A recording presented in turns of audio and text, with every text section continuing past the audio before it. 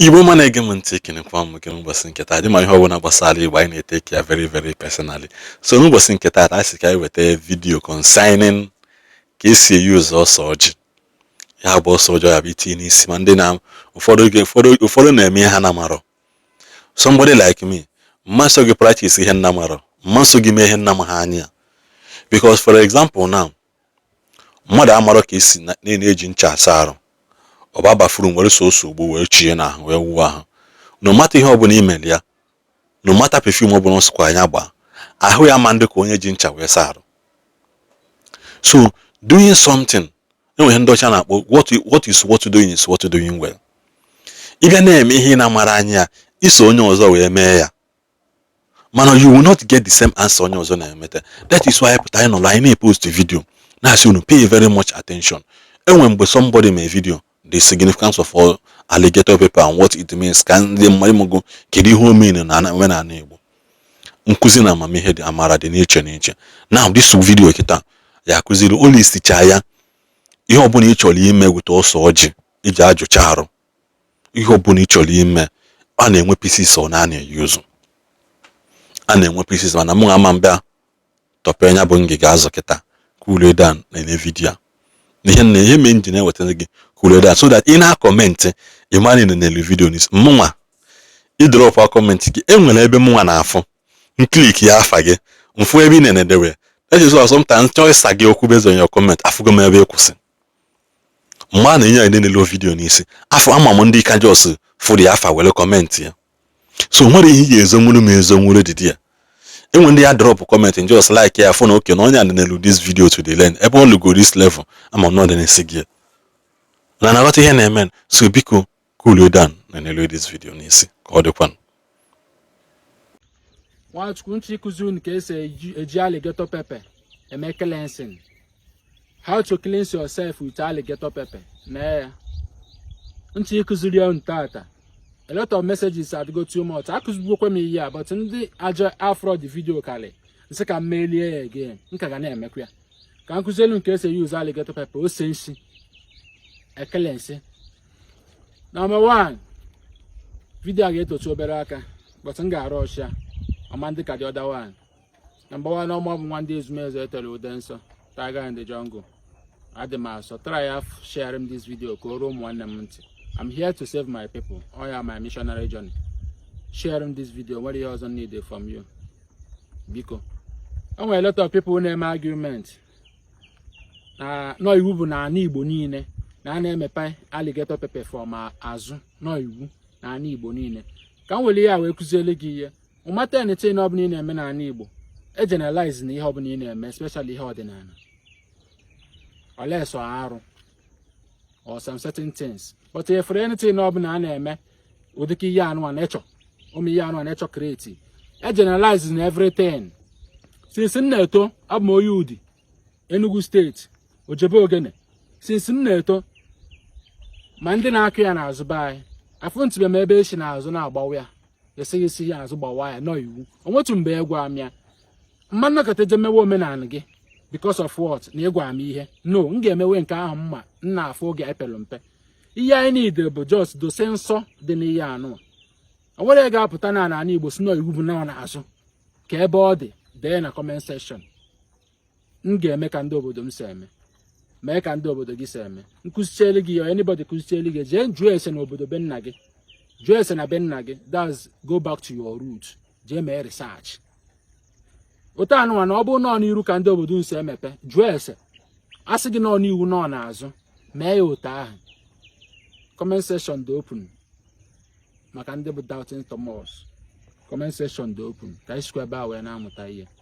Imepe ya n'azụ na ọ bụ nọ n'azụ ka ndị obodo nsi emepe imepe ya n'iru otu ọ bụ na esi emepe ya iwepụta m ofu first of all ofu ịgbapụ m your foot gbapụ m say pass. Ọ bụ na ebe ga-agbapụ nse pass. Meelu m ihe a na ị na-apụ n'ụtụtụ. Oge eji use ihe akali. Ihe eji eme kali. Nke anụ bụ maka ụchụ. Ịla ụchụ ụlọ tete make sure na imere ihe nna agwa gị.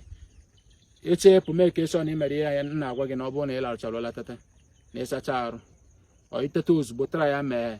Ịpụcha apụ na-abata bata ozugbo merute na your house tara ya mee ihe nna agwa gị.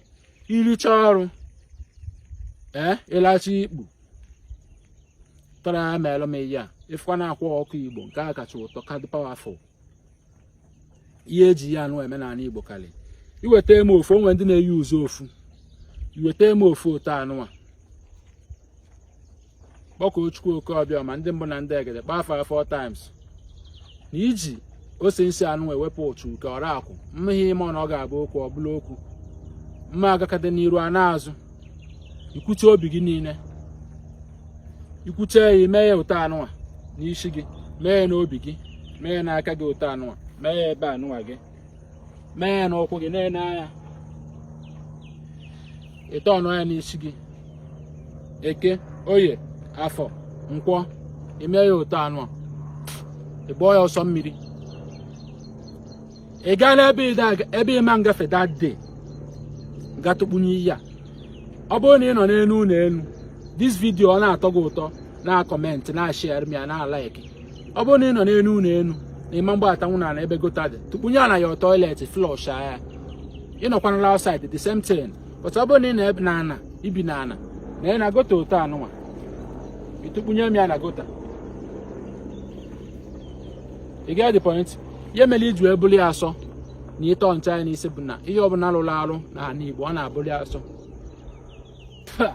arụ ọrụ ga arụ etukpunye ebe ahụ dazọ ejesawa na ọ bụrụ na ofu ka ndị obodo na-eyi uzo onwe ndị obodo na-eyi uzo ofu ọ bụrụ na ofu ka ịchọ iyi uzo ụta nọ na na-eyi uzo ofu na-eyi uzo 7 ịchọ iyi 7 pieces asaa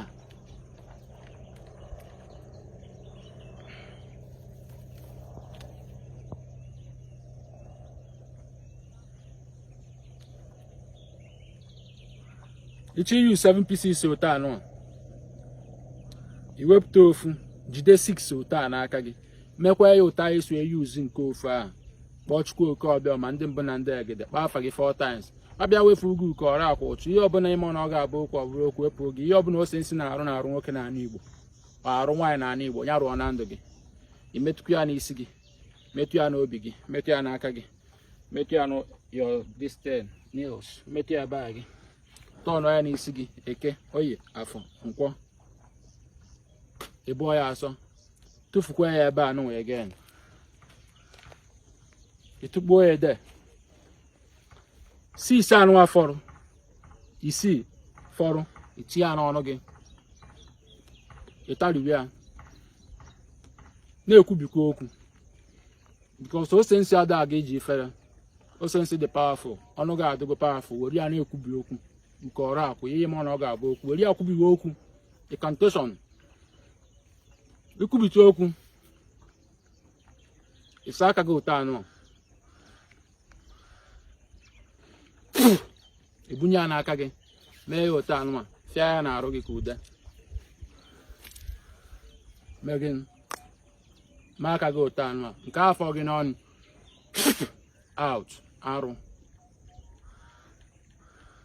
ọgwụ gị cleanse yourself as nwa afọ Igbo ma nwoke ma nwaanyị cleanse onwe gị especially nwoke ị get the point ọ bụrụ na onwe ka ndị obodo nsi eme ya mee merụ drop kwa na comment section ka anyị na-amụta ihe o nwere kacha mma n'ụwa anụ onye ọbụla ka na-amụ amụ n'ala Igbo ihe gbasara omenala nke ọbụla akụziri nwolu gị efil nọ n'onye a kacha malụ jee jụọ ese n'obodo unu ka ndị obodo nsi eme ya na ọ bụrụ na ịghọtachila ihe onye ahụ kwuru ka onwe ike baalụ gị ihe na-akụzi gị bụ ka onwe ike baalụ gị bakwala ụmụ gị bikọs ihe ọbụla ị mụtara ebe je confirm onye na obodo unu ọ bụ the same thing obodo unu ọ bụrụ the same thing mụta nke obodo unu ahụ ị ga-akụziri ụmụaka gị akụzikweri ụmụ gị ma mission zone ka ana Igbo nwee ike mee gị nke a nachiteche that power energy ihe ọbụla anyị nwere anyị ji ebi n'ala Igbo ka ọ dịkwa ebube again ntị agọm na ọfọ na ọ ga-adịkwa ebube ntị akala uwe gị ga-adị ọcha before ọ dọọrọ gị ebube ntị agọm na ọfọ na anyị niile na-atụ n'ọmala aja na-eme ihe ka ndị ezumezu si wee chọọ ihe ọma ga na-emela anyị aja ga-agbala anyị ọsọ ihe ọbụla i cheelụ m bute gị aka ihe ọbụla mụ cheelụ gị butekwa mụ aka mbọsị Eke mbọsị Oye mbọsị Afọ mbọsị Nkwọ afa Chukwu Okeọbịa ma ndị mbụ na ndị egede aja anụ the mother the creator na ndị mmiri bụ ndị etoolu ise agazi Nwachukwu